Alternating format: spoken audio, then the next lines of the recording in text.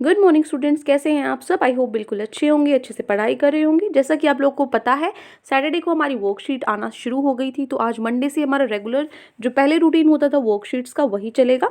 तो आज जो हमारी वर्कशीट आई है सब्जेक्ट साइंस की क्लास 10th, हमारी वर्कशीट 74 18 जनवरी की ये वर्कशीट हम करने जा रहे हैं।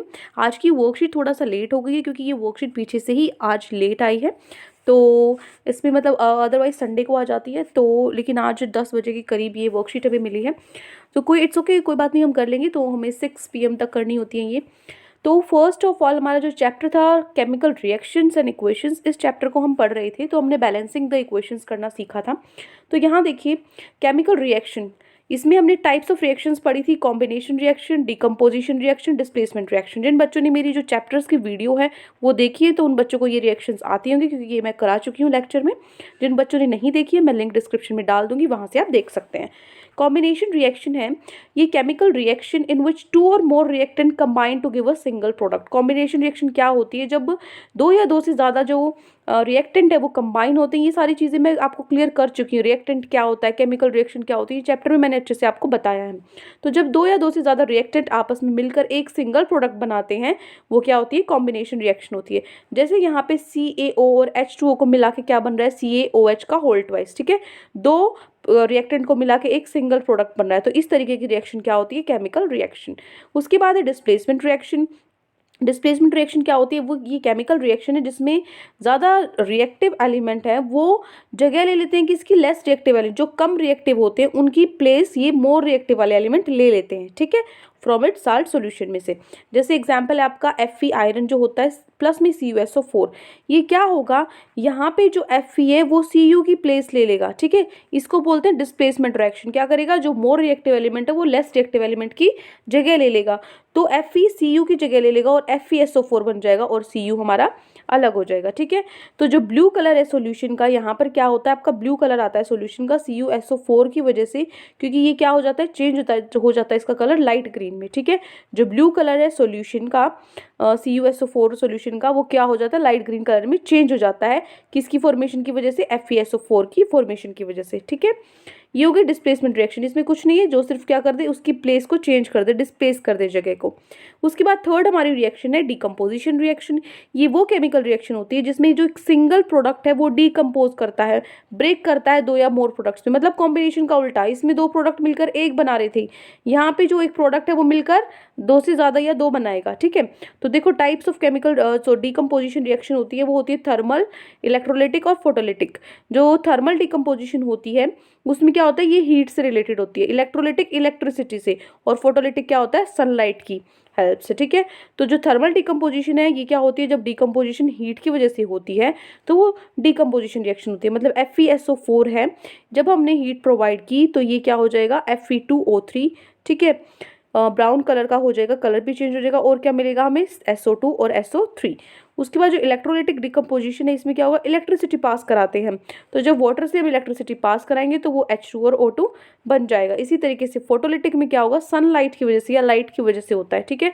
जो हमारा AgCl है, सिल्वर क्लोराइड है, वो क्या हो जाएगा, Ag+Cl2 में कन्वर्ट हो जाएगा। देखो ये जो फोटोलिटिक डिकम्पोजिशन है, ये आपकी जो ब्लैक एंड वाइट फोटोग्राफी होती है ना, वो इसकी हेल्प से होती है। इसको हम फोटोकेमिकल डिकम्पोजिशन रिएक्शन भी बोल देते हैं, जिसमें सनलाइट की हेल्प से हम क्या करते हैं, जो ये सिल्वर क्लोराइड है उसको कन्वर्ट करते हैं किसमें, क्लोराइड हो जाएगी टू अ सिल्वर में, ठीक है। ये मैं आपको भी नीचे बताऊंगी, क्वेश्चन आंसर्स में आपको गिवन है।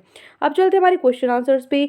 तो आज हमारे ये 4 क्वेश्चन गिवन है, तो एक एक करके इनको स्टार्ट करते हैं सोल्व करना। तो फर्स्ट हमारा क्वेश्चन है, जो मैंने यहीं पे आपका आंसर्स लिखे हुए हैं, from the following chemical reaction identify combination reaction, decomposition reaction and displacement reaction। ये displacement आपको नहीं दिख रहा होगा तो ये जो T है इसमें आप यहाँ पे T फिल कर लेंगे, ठीक है, डिस्प्लेसमेंट रिएक्शन।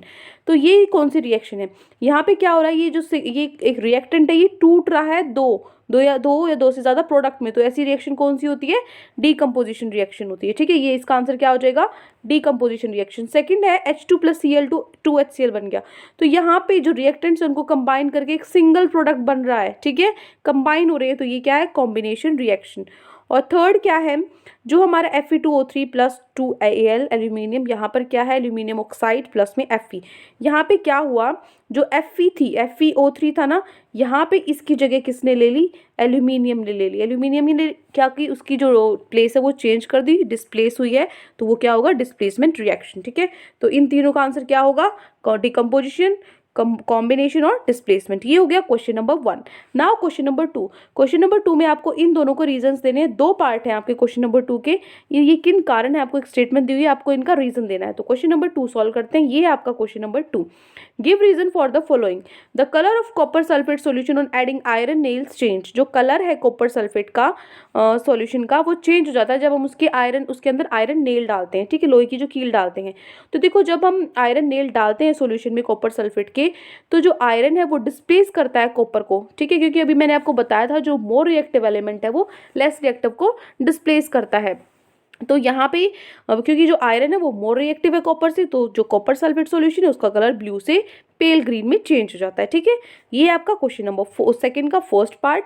सेकंड पार्ट है, जो ब्राउन कलर कॉपर पाउडर है हीट करने पे वो क्या हो जाता है, ब्लैक हो जाता है। ऐसा क्यों होता है, तो देखो इसका आंसर क्या होगा, क्योंकि जो ब्लैक सब्सटेंस है, ब्राउन कलर्ड कॉपर पाउडर है, वो हीट करने पे ब्लैक इसलिए हो जाता है क्योंकि जो ये ब्लैक सब्सटेंस मिला है ये सरफेस पे, ये होता है प्रोसेस ऑफ सरफेस ऑक्सीडेशन की वजह से। ठीक है, ऑक्सीडेशन की वजह से ये होता है।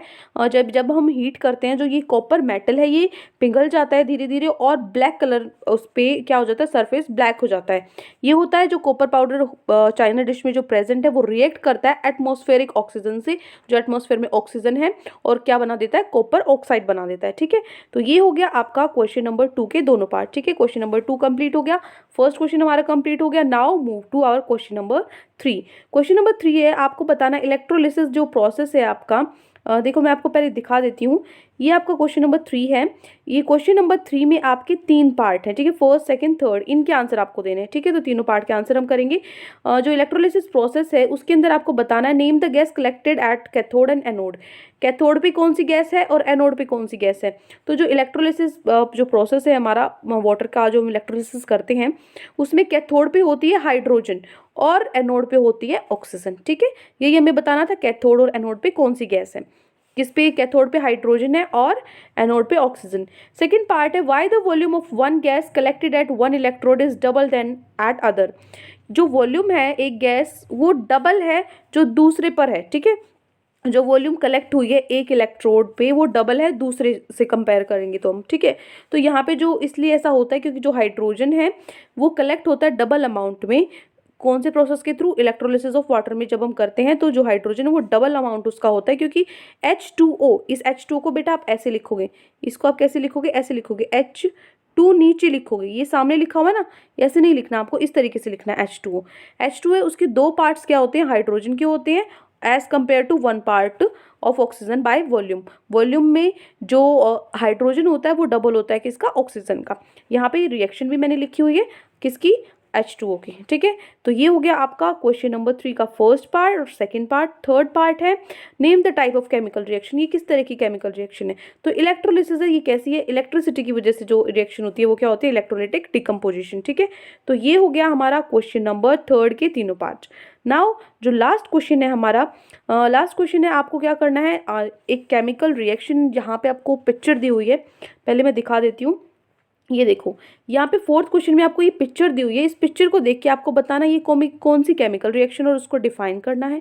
इस रिएक्शन में जो केमिकल रिएक्शन है वो लिखनी है, और क्या चेंज है जो सॉल्ट का, यहाँ पे जो सॉल्ट है उसका क्या कलर चेंज होता है। तो सनलाइट की प्रेजेंस में जो ये रिएक्शन हो रही है हमारी, इसको हम क्या बोलेंगे, फोटोकेमिकल डिकम्पोजिशन रिएक्शन। जो फर्स्ट पार्ट है वो क्या हो जाएगा आपका, फोटोकेमिकल डिकम्पोजिशन रिएक्शन होगा, और उसको डिफाइन भी करना है। तो आप लिखोगे photochemical decomposition reaction is the reaction in which compound decomposes in the presence of light to form simple substance। वो रिएक्शन जिसमें जो कंपाउंड है वो डिकम्पोज होता है किसकी प्रेजेंस में, लाइट की प्रेजेंस में। ठीक है, ताकि वो अपने सब्सटेंस बना सके, प्रोडक्ट मिल सके। तो ये मैं आपको लेक्चर में बता चुकी हूँ, जो मैंने आपको चैप्टर पढ़ाया था। जिन बच्चों ने मेरी क्लास देखी थी अभी हॉलीडेज़ में, मैंने फर्स्ट चैप्टर और हमारा सेकंड चैप्टर कंप्लीट कराया है। तो उसमें जो फर्स्ट चैप्टर का लिंक है मैं डिस्क्रिप्शन में डाल दूंगी, वहाँ से आप देख सकते हो। मैंने अच्छे से पूरे चैप्टर को समझाया है, केमिकल रिएक्शन क्या होती है और ये जितने भी आपके टाइप्स ऑफ रिएक्शन है, डीकम्पोजिशन, कॉम्बिनेशन और फोटोकेमिकल डीकम्पोजिशन, सारी चीज़ें मैंने आपको वहाँ एक्सप्लेन की हैं, ठीक है। तो वो मैं आपको प्रोवाइड करा दूंगी लिंक, आप वहाँ से चेक कर सकते हैं। अब देखिए, तो ये हो गया फर्स्ट पार्ट। सेकेंड पार्ट है right the chemical reaction taken place. कौन सी केमिकल रिएक्शन मिली है? तो केमिकल रिएक्शन क्या होगी, जो हमारा सिल्वर क्लोराइड है, सनलाइट की प्रेजेंस में हमें क्या मिलेगा, सिल्वर और क्लोरीन, ठीक है। थर्ड पार्ट है what change in colour of salt take place. जो सॉल्ट का कलर है कैसे चेंज हुआ, जो कलर है सॉल्ट का, मतलब जो सिल्वर क्लोराइड है वो वाइट से ग्रे में चेंज हो जाएगा, ठीक है। तो ये है हमारा क्वेश्चन नंबर 4 का फर्स्ट पार्ट, सेकेंड पार्ट और थर्ड पार्ट, ठीक है। तो चारों क्वेश्चन हम कंप्लीट कर चुके हैं। आई होप आपको अच्छे से पूरी वर्कशीट समझ में आ गई है। कोई भी डाउट है आपको पूरी वर्कशीट में तो कमेंट सेक्शन में आप मुझसे पूछ सकते हैं, और अगर आपको वीडियो अच्छी लगे तो चैनल को सब्सक्राइब कर सकते हैं। Thank you and have a great day.